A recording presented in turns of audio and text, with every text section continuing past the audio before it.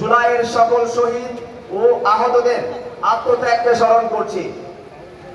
আমরা জাতীয় যুব শক্তি বিশ্বাস করি যে ইতিহাসের প্রতিটি মৌলিক পরিবর্তনের নেতৃত্ব দিয়েছে তরুণেরা এবং এখন সময় এসেছে একটি নতুন রাজনৈতিক বন্দোবস্ত ও নতুন প্রজাতন্ত্র নির্মাণের।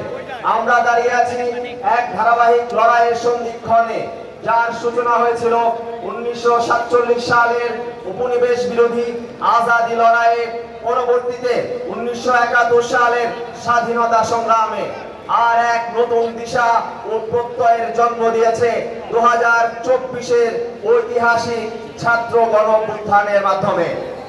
এই অভ্যুত্থান কেবল ক্ষোভের বিস্ফোরণ নয়, এটি ছিল নতুন রাজনৈতিক কল্পনার জন্ম মুহূর্ত, যেখানে তরুণেরা স্পষ্ট ভাষায় জানিয়ে দিয়েছে বর্তমান ব্যবস্থা আর চলতে পারে না। নতুন রাষ্ট্রকল্প প্রয়োজন এক নতুন পথ। নতুন রাষ্ট্র ও রাজনীতির আকাঙ্ক্ষায় গণঅভ্যুত্থানের সূচনা করেছিল যুব শক্তি। জুলাইয়ের গণঅভ্যুত্থানেরই ধারাবাহিকতা। আমরা চাই দায় ও দরদের রাজনীতি, যেখানে নেতৃত্ব মানে দায়িত্ব গ্রহণ, সহানুভূতিশীলতা, সহনশীলতা এবং নাগরিক সমস্যার সমাধানের উদ্যোগ।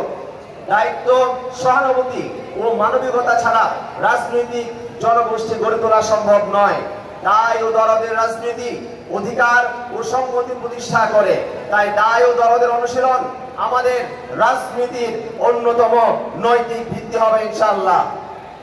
আমরা চাই এমন এক বাংলাদেশ যেখানে নাগরিক মর্যাদা শুধু কাগজ নয়, বাস্তব জীবনে প্রতিফলিত হবে, যেখানে রাষ্ট্রের সকল ভাষা, সংস্কৃতি, ধর্ম ও জাতিসত্তার মর্যাদা দেবে, যেখানে সাম্প্রদায়িক সম্প্রীতি কেবল স্লোগান নয়, রাষ্ট্রীয় নীতির ভিত্তি হবে, যেখানে যে ধর্মবিদ্বেষ ও উগ্রতাকে পরিহার করে বৃহত্তর জনগোষ্ঠীর ধর্মবোধ ও সামাজিক নৈতিক মূল্যবোধের প্রতি শ্রদ্ধাশীল থেকে আমরা সম্প্রীতি, ইনসাফ ও নাগরিক মর্যাদা প্রতিষ্ঠা করব ইনশাআল্লাহ।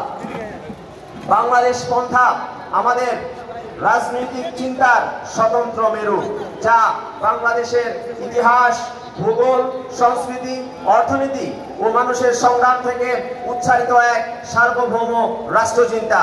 এটি একাধারে ফ্যাসিবাদ বিরোধী এবং আগ্রাসন বিরোধী রাজনৈতিক পথ, কোনো গ্লোবাল শক্তির ছায়ায় নয়, বাংলাদেশের নিজস্ব দিশা, আত্মমর্যাদা ও জাতীয় স্বার্থে বিশ্বাসী।